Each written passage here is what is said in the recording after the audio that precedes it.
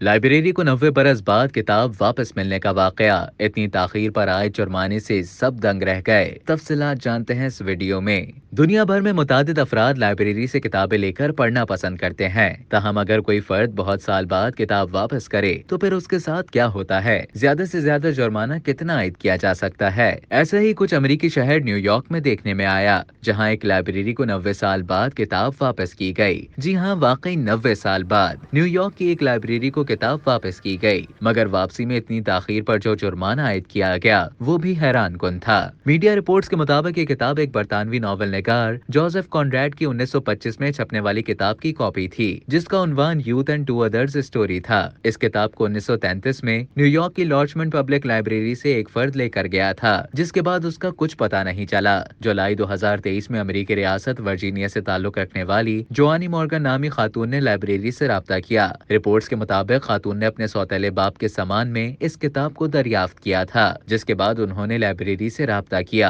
اور ستمبر 2023 کے آخر میں یہ کتاب لائبریری کو واپس ملی۔ 90 سال بعد کتاب واپس کرنے پر خاتون کا خیال تھا کہ اسے کافی جرمانہ ادا کرنا پڑے گا، لیکن وہ یہ جان کر حیران رہ گئی کہ لائبریری نے جرمانے کی مد میں صرف $5 طلب کیے۔ لائبریری انتظامیہ کے مطابق اگر کوئی لائبریری سے کتاب لے کر جائے اور اسے 30 دن میں واپس نہ کرے تو اسے گمشدہ کتاب تصور کیا جاتا ہے اور لینے والے پر کتاب کی قیمت کا جرمانہ عائد کیا جاتا ہے۔ چونکہ 90 سال قبل اس کتاب کی قیمت $5 تھی تو صارف کو صرف $5 کا ہی جرمانہ ادا کرنا پڑے گا۔